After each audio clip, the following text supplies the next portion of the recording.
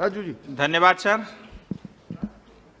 सबसे पहले तो मैं आदरणीय श्री प्रधानमंत्री श्री नरेंद्र मोदी जी और हमारे मंत्री श्री संतोष गंगवार जी को बहुत बधाई देता हूं, क्योंकि ये जो बिल है ये खास करके हमारे दार्जिलिंग तराई डूवर्स के करीब 400 बड़े चाय बागान और 800 से 1000 छोटे जो स्मॉल ग्रोअर है उनके लिए बहुत बड़ी बात है, बहुत खुशी की बात है। ये विधेयक माननीय प्रधानमंत्री द्वारा दिए गए रिफॉर्म, परफॉर्म और ट्रांसफॉर्म के विजन को दर्शाती है। भारत की आज़ादी के 72 वर्ष के बाद भी आज तक इस तरह के रिफॉर्म हमारे सामने नहीं आए थे। आज करीब 50 करोड़ ऑर्गेनाइज और अनऑर्गेनाइज श्रमिकों को वेतन की सुरक्षा, सामाजिक सुरक्षा, स्वास्थ्य सुरक्षा देने का काम हो रहा है, जबकि पहले लगभग सिर्फ 10 करोड़ श्रमिकों की ही बात होती थी। अब ये 4 लेबर कोड के माध्यम से करीब 29 श्रम कानून इसमें जो है समावित हो रहे हैं। वेज कोड जो पिछले साल ही पास हो चुका है, IR कोड, OHS कोड और सोशल सिक्योरिटी कोड। ये बिल 2019 में ही अपने सामने आ गया था, लेकिन इसे संसदीय समिति को भेज दिया गया था और स्थायी समिति ने सभी स्टेक होल्डर, श्रमिकों और श्रमिकों के जो संगठन है, इंडस्ट्री के जो लीडर है, उनके जो एक्सपर्ट हैं, उन सब से इनपुट भी लिए और समिति द्वारा विभिन्न स्टेक होल्डर द्वारा दिए गए करीब 174 जो सुझाव है उसको भी अपना लिया गया है। अब सर मैं इस बिल के कुछ मेरिट आपके सामने रखना चाहूँगा बहुत सरल भाषा में।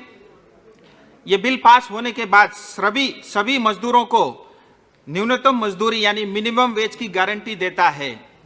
मैं आपको उदाहरण के लिए बताना चाहूँगा, मैं चाय बागान क्षेत्र से आता हूँ।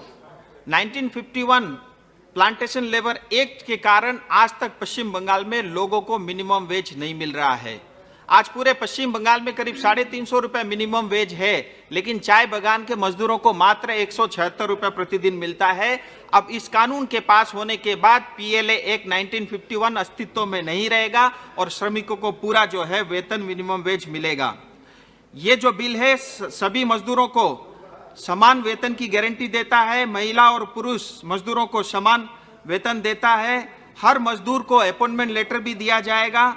हर मजदूर को साल में एक बार हेल्थ चेकअप भी कराया जाएगा और जो मिनिमम वेज की जो अलग अलग समस्याएं थी, समानता नहीं थी, यूनिफॉर्मिटी नहीं थी, उसको दूर करने के लिए एक यूनिफॉर्म फ्लोर वेज का प्रावधान भी किया गया है। जो प्रवासी हमारे भाई बहन जो मजदूर हैं उनको हर साल एक बार घर जाने का किराया भी मिलेगा और जो हमारे प्रवासी जो मजदूर हैं जहां भी काम करेंगे उनको वहीं पे राशन मिलने की व्यवस्था भी इस बिल के माध्यम से हो रहा है। अनऑर्गेनाइज सेक्टर के लिए सामाजिक सुरक्षा निधि का प्रावधान है।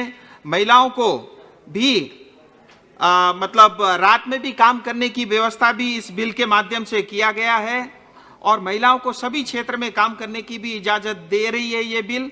और जब महिलाएं रात को काम करेंगे उनके लिए सुरक्षा की व्यवस्था भी करनी अनिवार्य होगी।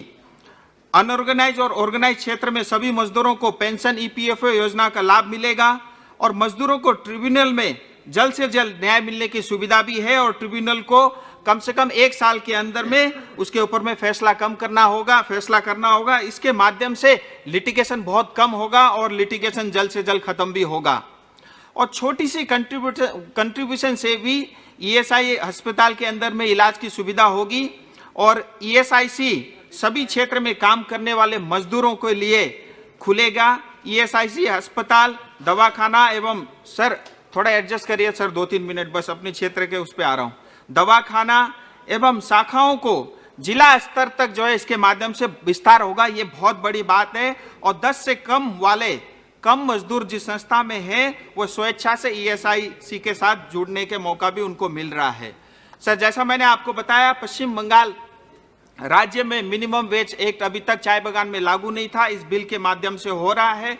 इस बिल के पास होने के बाद चाय बागान और सिंखोना बागान में काम करने वाले श्रमिकों को उनका पूरा अधिकार मिलेगा।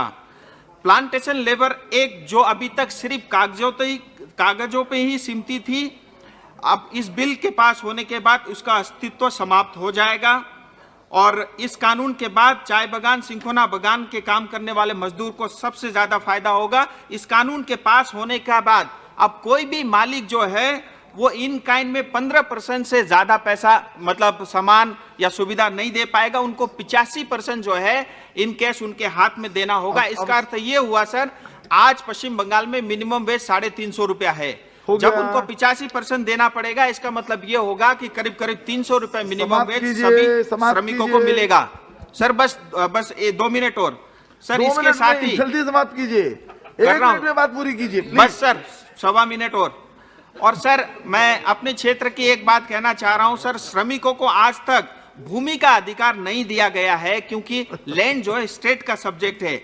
अंग्रेजों ने जो कानून बनाया था वो कानून आज भी पश्चिम बंगाल में लागू है। अभी 2019 में ही पश्चिम बंगाल सरकार ने 15% चाय बागान की जमीन मालिकों को दे दी टूरिज्म के लिए। मैं उसका स्वागत करता हूं, लेकिन उस जमीन पे मालिकों से ज्यादा अधिकार हमारे श्रमिकों का है।